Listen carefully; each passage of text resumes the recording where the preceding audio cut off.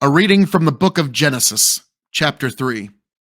Now the serpent was more crafty than the other beast of the field that the Lord God had made.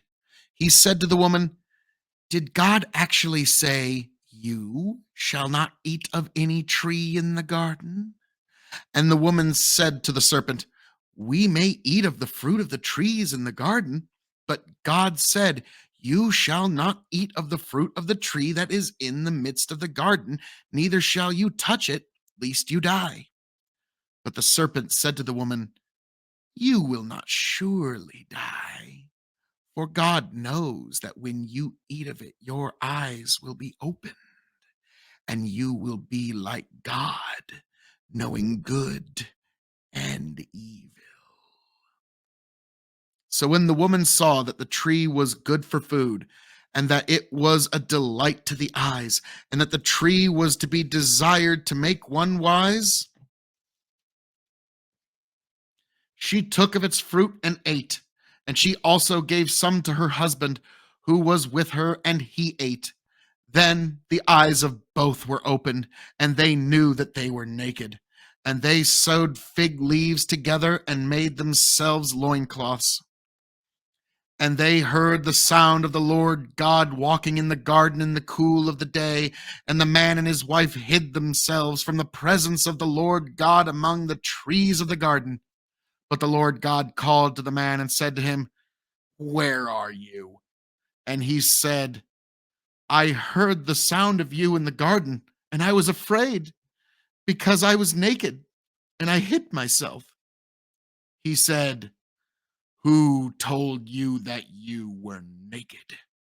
Have you eaten of the tree of which I commanded you not to eat?"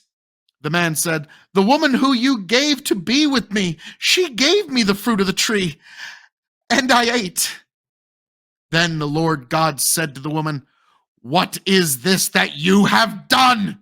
The woman said, "The serpent deceived me, and I ate."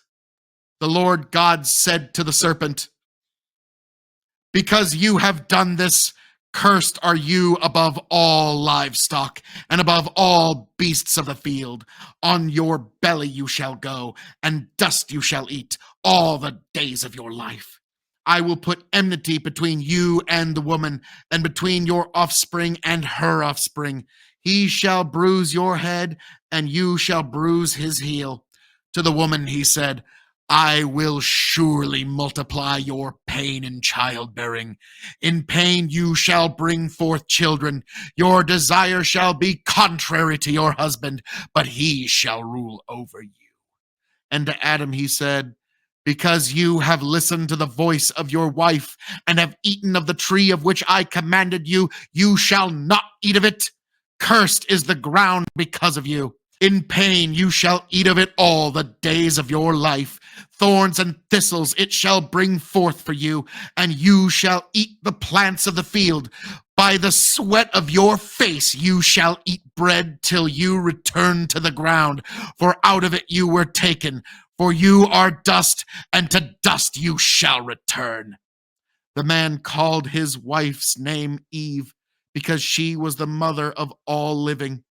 And the Lord God made for Adam and for his wife garments of skin and clothed them.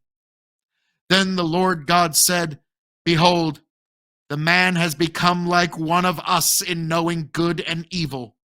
Now, lest he reach out his hand and take also of the tree of life and eat and live forever." Therefore the Lord God sent him out of the Garden of Eden to work the ground from which he was taken. He drove out the man, and at the east of the Garden of Eden he placed the cherubim and a flaming sword that turned every way to guard the way to the tree of life.